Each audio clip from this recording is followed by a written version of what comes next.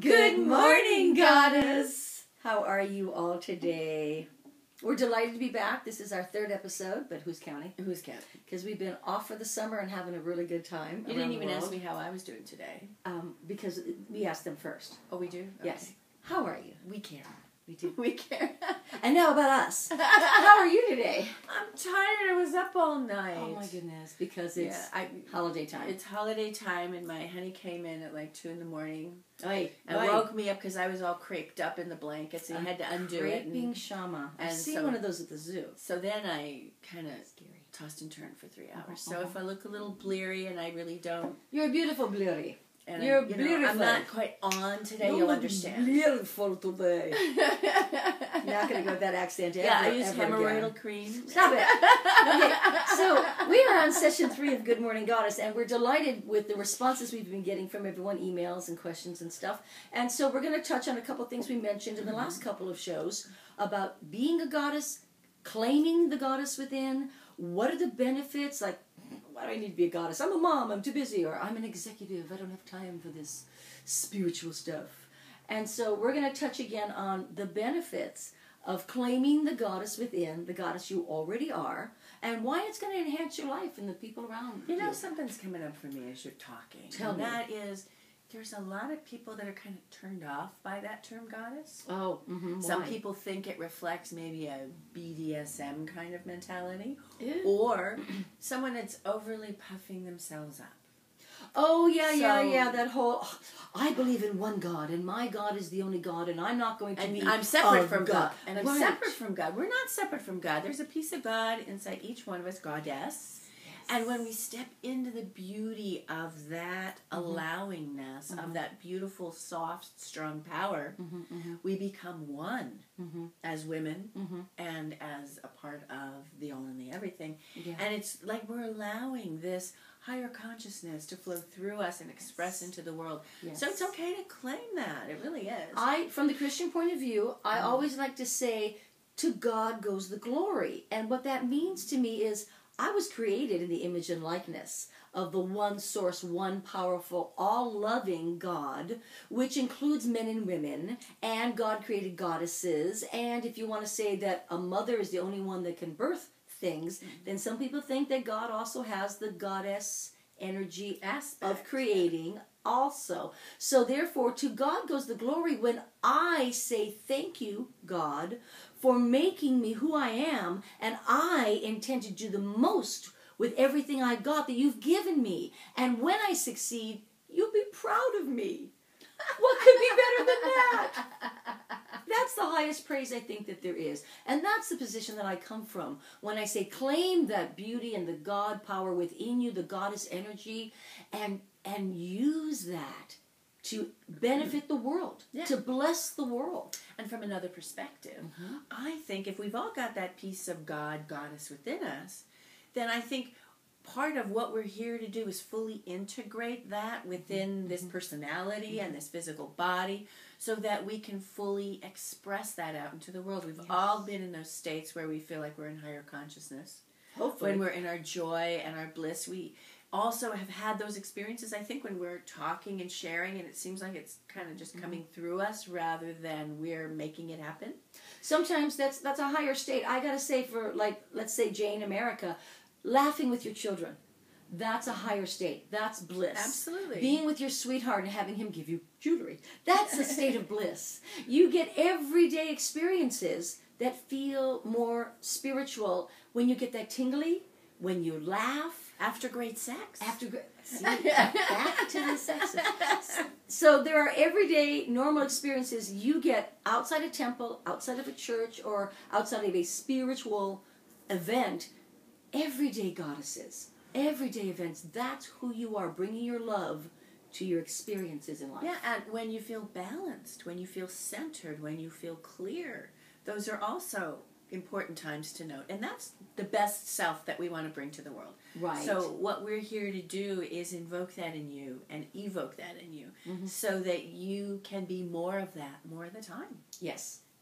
So some of the benefits, because what's in it for me?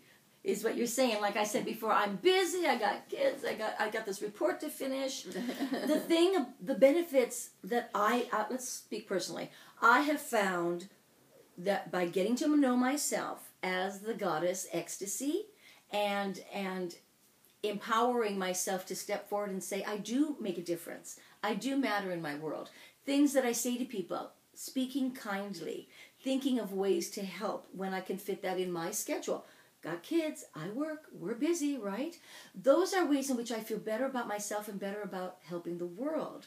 So those are two of my benefits. I was mentioning earlier, like, okay, join the PTA. It's like, don't just join the PTA. Be one of those great moms or dads that make a positive attitude difference, that will actually encourage them to do things, to accomplish more with a great attitude, that people will look to you. You don't have to be a leader, but they'll look to you as that person who's great to be around and a team player, you know?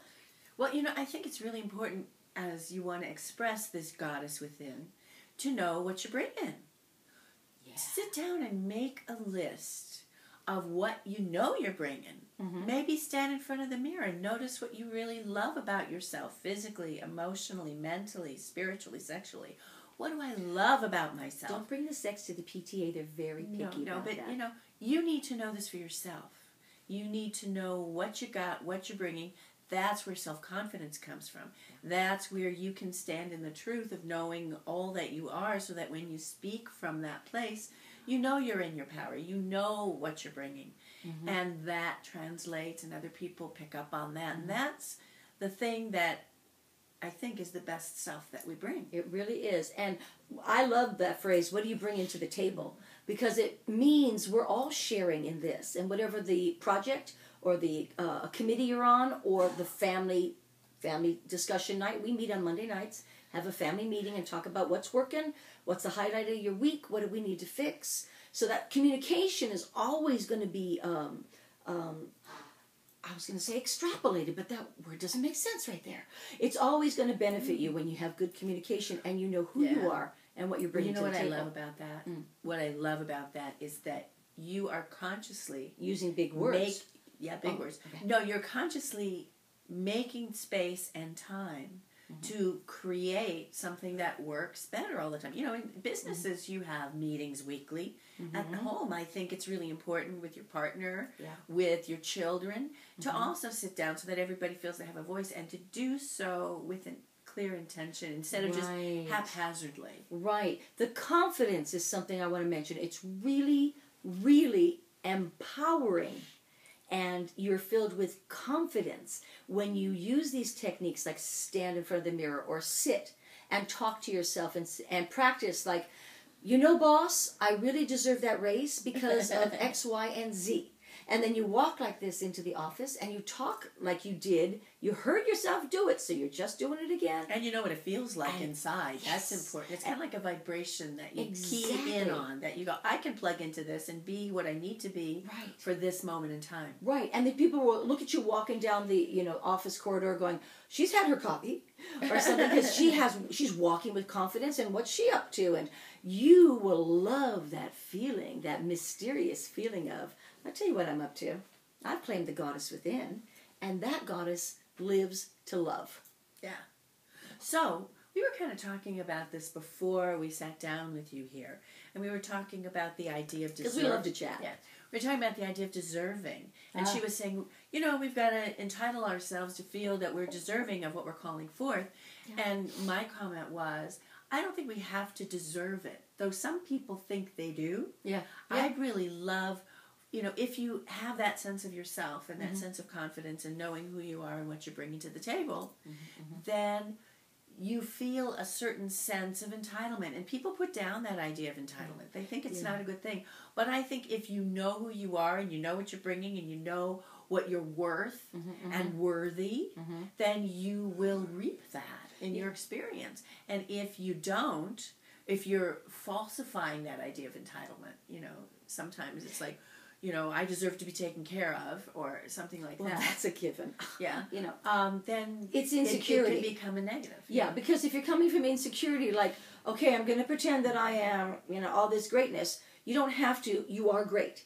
So don't worry about your insecurity getting in the way of saying you are great, because there is that within you that is already great.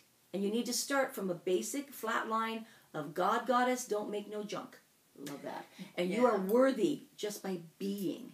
Yeah, and there's been a lot of discussion in this recent presidential election about entitlement and what people are entitled to and how you should have to work and lazy and all that stuff.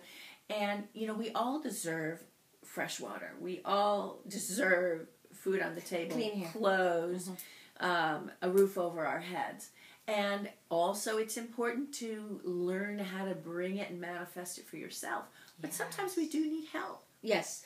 So that brings me to another tip. We love these tips. Before we're finished here, ask your friends. Send out a little email saying, I'm doing this little goddess camp quiz. Please email me back 3 qualities that you like about me. That's all you have to say. Those reflections are important. Really are, because then you're going to get, now mail 10 friends. And I'm saying business acquaintances are okay too. Please help me with my assessment board. I'm doing a quiz. Please tell me 3 things you like or admire about me or think I do well. Something like that. Those reflections. And you're going to get people who are repeating things like, you have a nice smile. You're really good with kids. I like your efficiency. Well, you tell it how it is. You're always very kind with your words, very diplomatic. Yeah. And when you see those qualities repeating, you're going to know what you are giving to the world, what they're seeing. So take those good qualities and play them up. I actually had an experience with a client last night. I did a phone session. And rarely do someone like me get the opportunity, because I do, maybe 2 to 5 session things most of the time and kind of quick therapy stuff. And this is someone that I've seen on and off for years, and last night I got this incredible litany of what I've done for this person. What a nice feeling. Oh my God. You don't always get that. No, we don't. Yeah. So that's another piece. Give those reflections. If you see something that you like, something that's working for you, that feels good, or that you appreciate or enjoy about someone else, give them that reflection, because we don't often get that. The flip side, absolutely. And appreciation is just such a juicer for a relationship, because we often get so much criticism and negativity that when you see that person, all you feel is their negative opinion. Yeah. What would it feel like to have an experience where these people are reflecting what they appreciate and enjoy about you, and what you appreciate and enjoy about them? You're going to have such a juicier connection with whomever you're dealing with. Right. I love that. One of the next sessions, or the next Good Morning Goddess shows, is going to be on the power of praise. Because as a goddess, you're going to find, well, I don't want to be a spoiler, but you're going to find the power in praise and appreciation. Oh, and by the way, it's the best aphrodisiac. I came with the 6. Well, that's what I do. Okay. What I tell you. It is. All right. To top it all off, Shalma's going to cap it all off with why we don't need to deserve to be a goddess, but the benefits of claiming that goddess within. The benefits of claiming the goddess. Well, first of all, it begins deep inside in your core. Good coffee. And what happens is when you know that about yourself, and you know it in your heart, and you're loving yourself and appreciating yourself, it radiates to every single cell in your body, and then you have that inner glow like we do. We are glowing. And it begins there. And it does. What happens next is you feel more grounded, more centered, more clear.